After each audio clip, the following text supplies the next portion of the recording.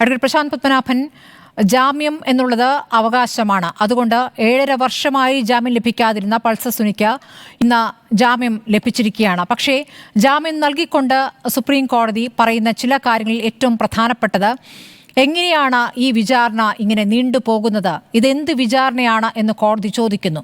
വിചാരണ നീട്ടുന്നത് 8ാം പ്രതിയുടെ അഭിഭാഷകനാണ് എന്ന് സംസ്ഥാന സർക്കാർ കോടതിയിൽ പറയുകയുണ്ടായി. അങ്ങനെ പ്രതിയുടെ അഭിഭാഷകന് വിചാരണ നീട്ടാൻ രൂപത്തിൽ വിചാരണ കോടതി നിൽക്കുന്നു എന്നാണോ കോടതിയുടെ പരാമർശത്തിൽ നിന്ന് തന്നെ മനസ്സിലാക്കേണ്ടത്?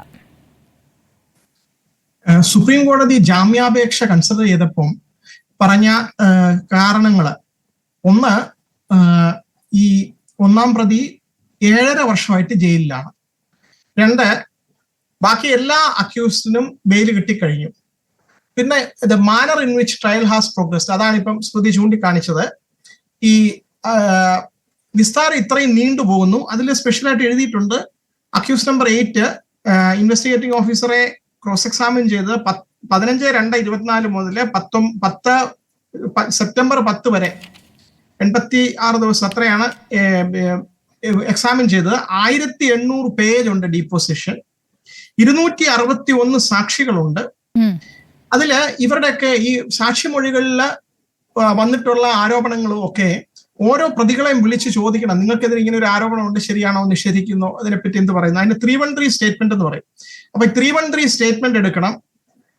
9 പ്രതികളുണ്ട്. അതുകൊണ്ട് ട്രയൽ ഉടനെയൊന്നും കൺക്ലൂഡ് ചെയ്യാൻ പോകുന്നില്ല. ഈ സാഹചര്യത്തില് പ്രതിക്ക് ജാമ്യം കൊടുക്കുകയാണ്. അപ്പൊ പ്രതി പുറത്തിറങ്ങിയാൽ ഉണ്ടാകാവുന്ന ഭവിഷ്യത്തുകളെ പറ്റി സ്റ്റേറ്റ് ഗവൺമെന്റ് വാദിച്ചപ്പോൾ അതിന് സുപ്രീം കോടതി പറഞ്ഞത്, അതിന് സ്ട്രിഞ്ചന്റ് ആയിട്ടുള്ള വളരെ ശക്തമായിട്ടുള്ള കണ്ടീഷൻസ് ഏർപ്പെടുത്താം ട്രയൽ കോടതിക്ക് എന്നാണ് പറഞ്ഞത്. ഇതിൽ നമ്മൾ മനസ്സിലാക്കേണ്ടത്, സുപ്രീം കോടതിയിലെ ഏറ്റവും മികച്ച ഒരു ജഡ്ജിയാണ് അഭയ സോക്ക. അദ്ദേഹമാണ് ഈ വിധി പുറപ്പെടുവിച്ചിരിക്കുന്നത്. പേഴ്സണൽ ലിബർട്ടി ഉയർത്തിക്കൊണ്ടുള്ള ഒരു വിധിയാണിത്. എത്ര വലിയ കൊടും കുറ്റവാളിയാണെങ്കിലും സുപ്രീം കോടതി ജസ്റ്റിസ് കൃഷ്ണയ്യരൊക്കെ ലേഡ് ഡൗൺ ചെയ്ത നിയമമാണ്, bail is the rule, jail is an exception. അതില് കൺസിഡർ ചെയ്യേണ്ട ഫാക്ടേഴ്സ് വേറെ ചിലതൊക്കെയാണ്. അതായത് പ്രതി വെളിയിൽ ഇറങ്ങി കഴിഞ്ഞു കഴിഞ്ഞാൽ എവിഡൻസ് ഡിസ്ട്രോയ് ചെയ്യാനുള്ള സാധ്യതയാണ് ഒന്ന്, വിറ്റ്നസ്സുകളെ ത്രെട്ടൺ ചെയ്യുമെന്നുള്ളത്, പിന്നെ നിയമത്തിന്റെ പരിധിയിൽ നിന്ന് വിട്ടുപോകുമോ, ഈ കാര്യങ്ങളൊന്നും നടക്കാതിരിക്കാനായിട്ട് ട്രയൽ കോടതിക്ക് ശക്തമായിട്ടുള്ള കണ്ടീഷൻസ് ഏർപ്പെടുത്താം. അതിന് സ്റ്റേറ്റ് ഗവൺമെന്റിന് സഹകരിക്കാം, ഇയാളെ കോടതിയുടെ പരിധി വിട്ടു പോകാതിരിക്കാനും.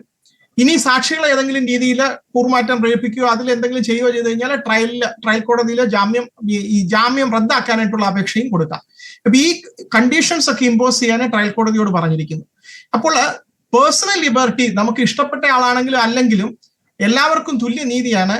ഇപ്പം ഒരാൾ കുറ്റക്കാരനെന്ന് കാണുന്നത് വരെ അയാളെ നിരപരാധി എന്ന് കാണുക, കുറ്റക്കാരനെന്ന് കോടതി കണ്ടെത്തുന്നത് വരെ. അപ്പൊ ആ തത്വങ്ങളൊക്കെ ഉയർത്തിപ്പിടിച്ചുകൊണ്ടാണ് ഈ സുപ്രീം കോടതി വിധി വന്നിരിക്കുന്നത്. ഇനി ഇതിന്റെ പ്രാക്ടിക്കൽ ആയിട്ടുള്ള ആസ്പെക്ട് നോക്കിക്കഴിഞ്ഞാൽ, ഒരു പക്ഷേ പ്രത്യക്ഷത്തിൽ കാണുന്ന ഒരു പ്രതിയേക്കാൾ ഭീകരമായിട്ട് പുറകിൽ പ്രവർത്തിച്ച ഒരു ശക്തി കാണും.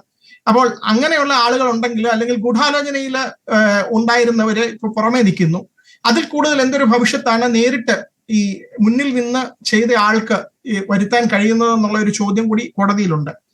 ഇതില് ജാമ്യം ഇങ്ങനെ കോടതിയിൽ നിന്ന് ഇങ്ങനെ ഒരു വിധി വരാൻ കഴിയും. ഇതിനകത്തുള്ള ഇപ്പോഴത്തെ ഉത്തരവാദിത്വം ഈ പൾസർ സുനി ജാമ്യ വ്യവസ്ഥകൾ ലംഘിക്കാതിരിക്കുന്നു എന്ന് എൻഷുർ ചെയ്യാനുള്ള ബാധ്യത കേരള പോലീസിനാണ്. അപ്പൊ അവര് ഇതുപോലുള്ള കുറ്റകൃത്യങ്ങൾ നടക്കുന്ന പലരും നിയമത്തിന്റെ പരിധിയിൽ വരാത്തവരുണ്ട്. കേസ് നടന്നുകൊണ്ടിരിക്കുമ്പോൾ കോടതികൾ ജാമ്യം കൊടുക്കുന്ന സന്ദർഭങ്ങളിൽ അതിന്റെ തെളിവ് നശിപ്പിക്കാതിരിക്കാനും അതിൽ കൈകടത്താതിരിക്കാനും എൻഷുർ ചെയ്യേണ്ടത് ഇൻവെസ്റ്റിഗേഷന്റെ ബാധ്യതയാണ്. വിചാരണ കോടതിക്ക് തീരുമാനിക്കാം ഉപാധികൾ, ജാമ്യ വ്യവസ്ഥകൾ വിചാരണ കോടതിക്ക് തീരുമാനിക്കാമെന്ന് കൂടിയാണ് സുപ്രീം കോടതി പറഞ്ഞിരിക്കുന്നത്. വിചാരണ കോടതിയുമായി ബന്ധപ്പെട്ടാണ് ഇവിടെ അതിജീവിതയ്ക്കും പരാതിയുള്ളത്.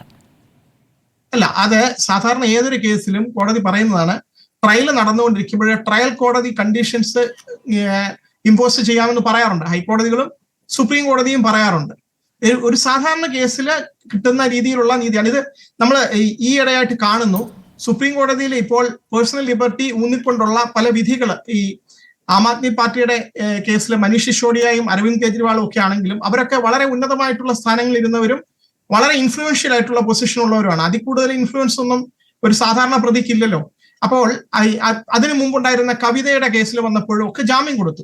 അവിടെ എല്ലാം സുപ്രീം കോടതി പറയുന്നത് ഈ കുറ്റക്കാരനെന്ന് കണ്ടെത്തുന്നതുവരെ ഒരാളെ ജയിലിൽ ഇടുക എന്നുള്ളത് എക്സെപ്ഷണൽ ആയിട്ടുള്ള സർക്കംസ്റ്റൻസിലേ കഴിയൂ എന്നാണ്. അത് നേരത്തെ മുതലുള്ള ഇതാണ്. അത് വീണ്ടും ഇപ്പോൾ ഊന്നി പറഞ്ഞുകൊണ്ടിരിക്കുകയാണ്. അപ്പൊ നിയമത്തിന്റെ കണ്ണിലൂടെ നോക്കുമ്പോൾ നിയമ വിദ്യാർത്ഥി എന്നുള്ള നിലയിൽ ഈ ബെയില് കൊടുത്തതിനെ ഞാൻ അനുകൂലിക്കുന്നു. പക്ഷെ വേറെ അതിനകത്തൊരു നിരാശാജനകമായിട്ടുള്ള കാര്യം കോടതി ചൂണ്ടിക്കാണിച്ചു. സ്പീഡി ട്രയൽ എന്ന് പറയുന്നതാണ് നമുക്കെല്ലാം ആവശ്യം. ഒരു കുറ്റം നടന്നിട്ടുണ്ടെങ്കിൽ എത്രയും പെട്ടെന്ന് കുറ്റക്കാരനെ നിയമത്തിന് മുമ്പിൽ കൊണ്ടുവരികയും വിചാരണ പൂർത്തിയാക്കി ശിക്ഷ ഉറപ്പാക്കുകയും ചെയ്യുന്നതാണ് നിയമ സംവിധാനത്തിന്റെ വിജയം. അവിടെ ഈ കേസിൽ പരാജയപ്പെട്ടു എന്നുള്ള കാര്യം സുപ്രീം കോടതി പരോക്ഷമായിട്ട് ചൂണ്ടിക്കാണിച്ചു.